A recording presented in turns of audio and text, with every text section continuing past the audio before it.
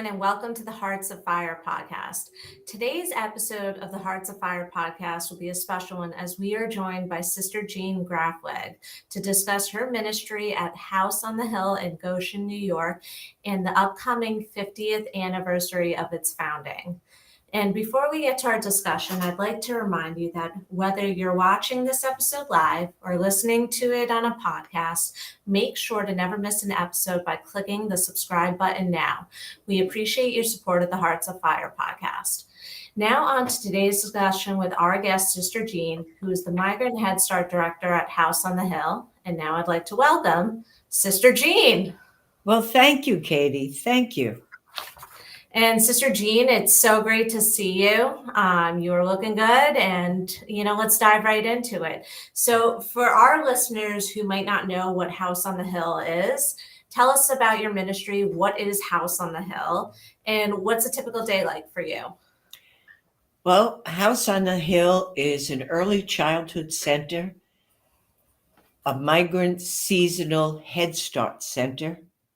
And we provide the following services: education, family engagement, health, disabilities, nutrition, and community partnership. Great. And so what is a typical day like for you as the director? Well, my day starts at 6:15.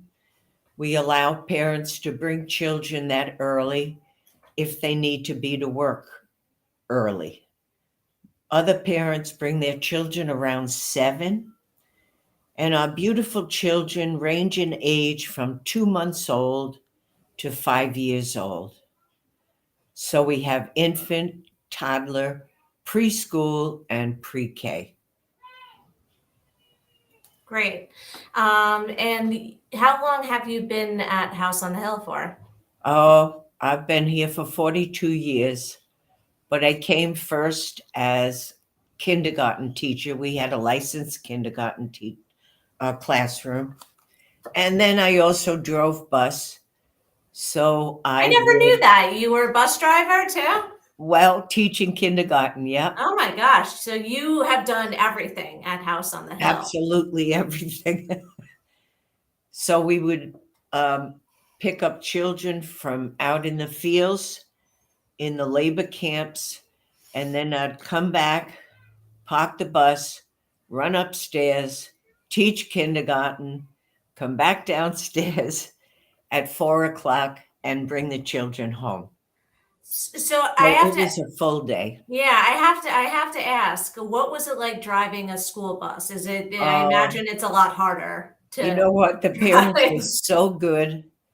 I'd come to, well, there would be other staff on the bus as bus aides, but we'd come to certain labor camps and the parents would come out and give me breakfast, nice breakfast tacos. It was nice. And you saw all the families.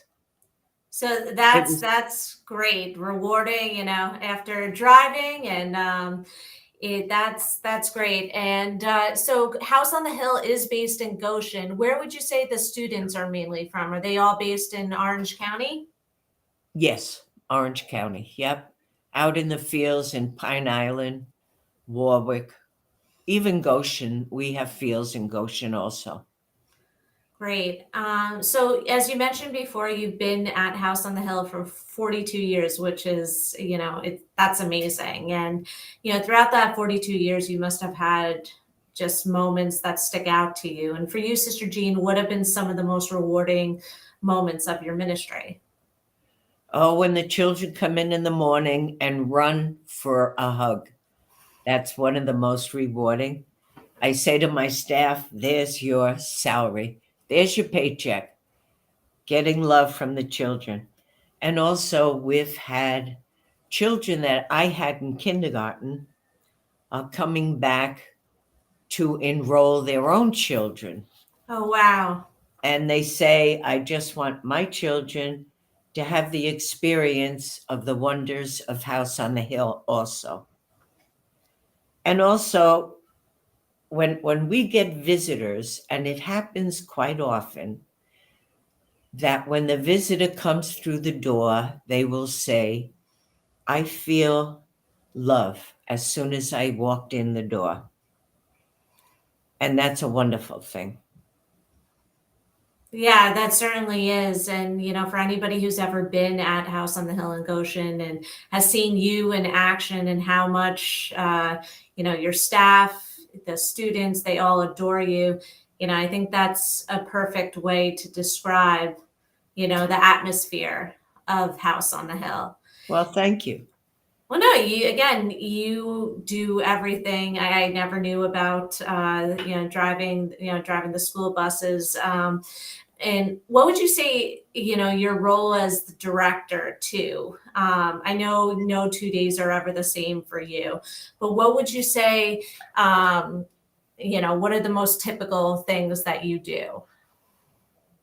Well, sometimes I cook breakfast for the children.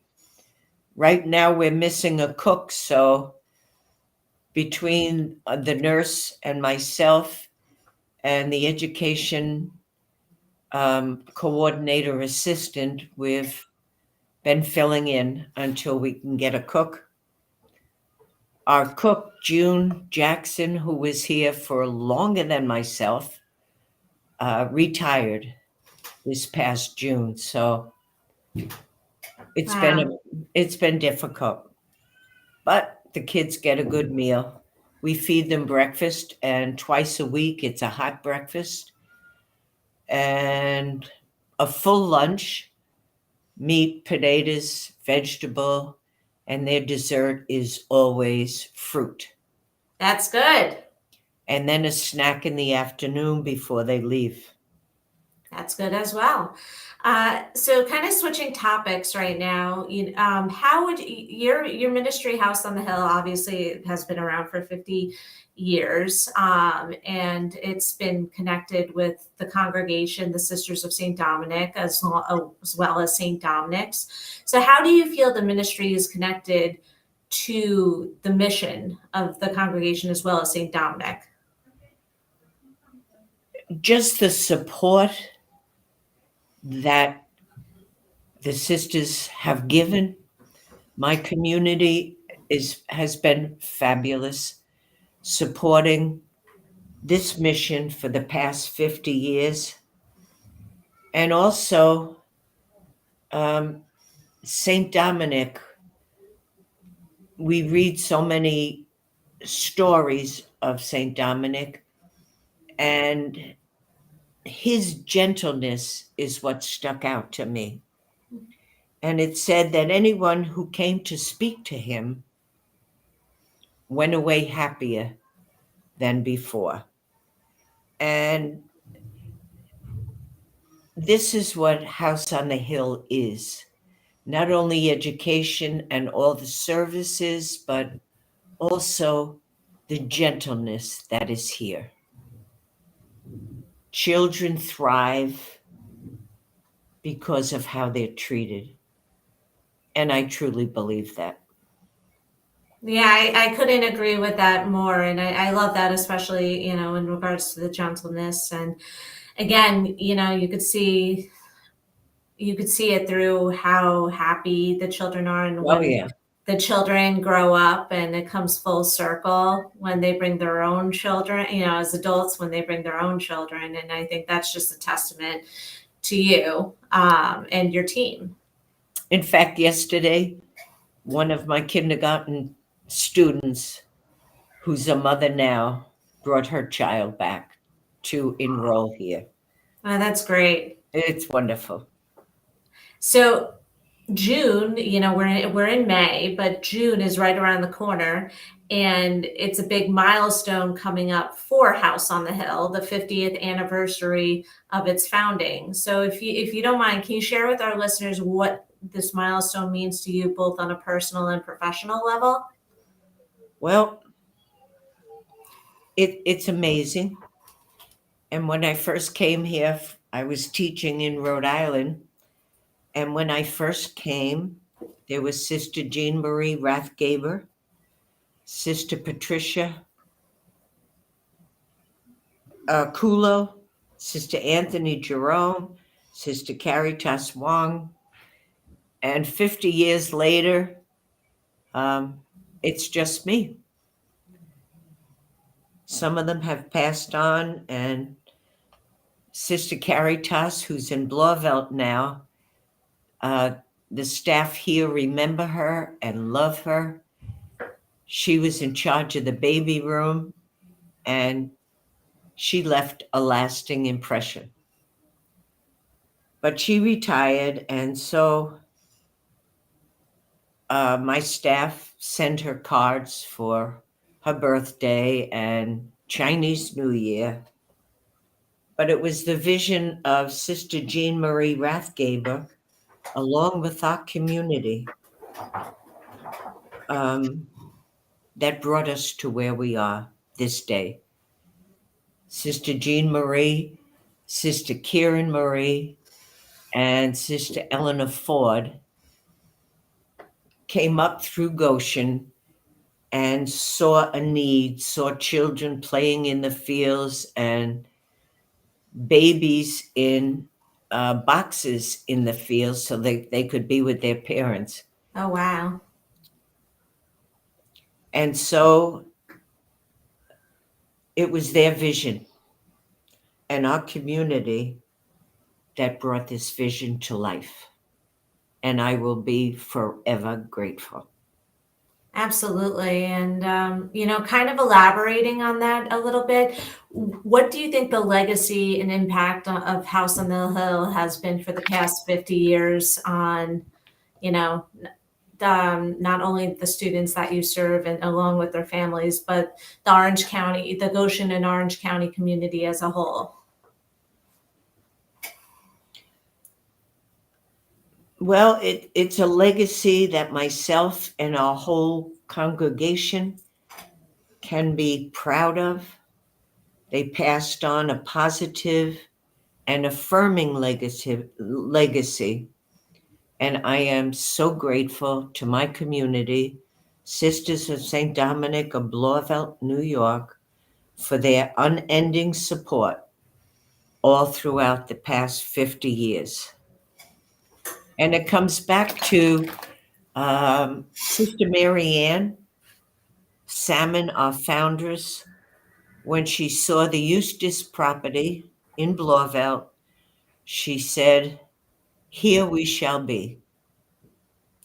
And I know the same can be said of Broadly. Here we shall be. And for 50 years, we're still here. Absolutely. And, final question for today. What do you hope the next 50 years bring to House on the Hill? I hope it continues, which I'm sure it will. And that we just continue to serve our farm worker families for the next 50 years. And how, just kind of pivoting a little bit, how can people best support House on the Hill? Oh, we get so much support from, especially at Christmas and Easter, and also all during the year. Our support is Thanksgiving baskets for every family. I was able to, because we don't have transportation anymore, the parents have to bring them. Mm-hmm. And because of the support of a group called Word of Life in Washingtonville, I was able to give every family a $50 gas card. Oh, wow. That's great. And a $100 ShopRite card. That's wonderful. And, Sister Jean, I'm sure we'll be in contact as June comes around, and especially in regards to the anniversary. And I just want to say thank you for joining us today, and, just letting our listeners know about House on the Hill, what it is, and the impact it's had. So I want to thank you for joining us, and we look forward to the next time you join us. Well, thank you. And now I would just like to express my gratitude to my community for their support. Absolutely. And I know they are grateful for you and everything you do at your ministry. All right. All right. Bye, Sister Jean. Bye, Katie. And before we go, I'd like to remind you that if you enjoyed today's discussion, please let us know by giving the Hearts Afire podcast a 5-star rating on wherever you listen to your podcasts. We hope that you will join us in 2 weeks for our next episode, where Sister Mary Doris will join us to discuss her ministry at Sienna House. Thank you again for tuning in today to the Hearts Afire podcast. And please know that you are in the daily prayers of our sisters and associates.